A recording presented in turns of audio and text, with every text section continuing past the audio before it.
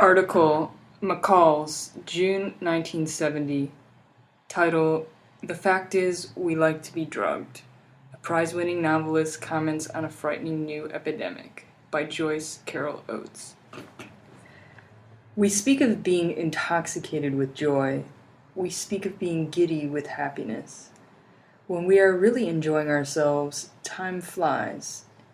If it moves along at an ordinary pace, have we really had a good time? Good as ordinary laughter is, convulsive laughter is much better. A ride this evening is certainly superior to our rational average unbreathtaking one. Yes, we do like to be drugged.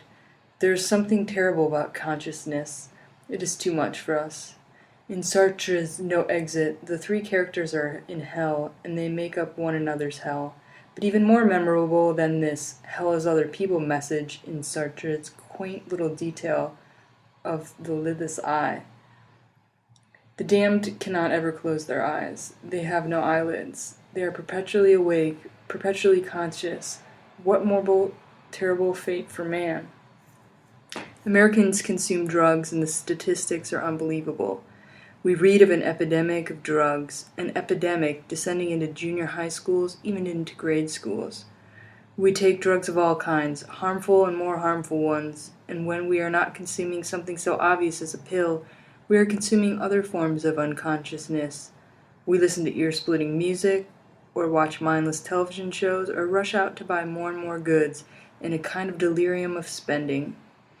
Quality has nothing to do with our choices. We buy spasmodically. We turn on the television set spasmodically. Our desire is to be annihilated out of consciousness, to kill time, to sleep the most pure, dreamless, deep sleep, which is best attainable by drugs. Why are we so terrified of consciousness? Last year in one of my classes, an extremely articulate, intelligent, and attractive young man explained quite frankly his liking for drugs.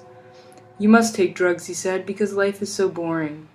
The class was in modern fiction, and all year long we had been reading the works of writers like Dostoevsky, Camus, Kafka,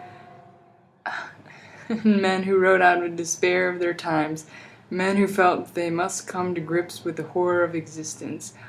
Life to such men is not boring. In fact, it is hellishly violent. It is struggle, strife, probable defeat. Yet my student, who is well-groomed and not obviously a drug freak, could state quite calmly that life was boring, at least to him, and that only artificial stimulants could make it worth living.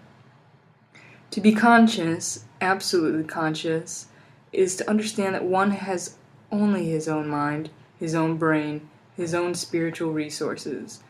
This can be a terrifying experience for young people who have not had to develop individual and intelligent responses to anything, and who are happiest in crowds, who have been allowed to skim along the surface of life, not working for their possessions or for much of anything.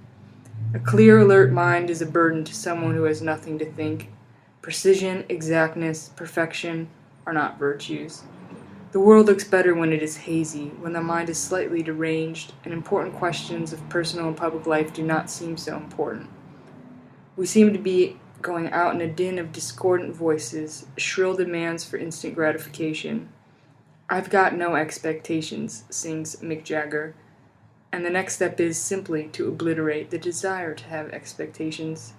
It is suicide, this obliteration. This fear of intelligent, rational consciousness is suicide. If we can recognize this danger, will we cease to drug ourselves? Are we brave enough to take on consciousness fully, with lidless eyes?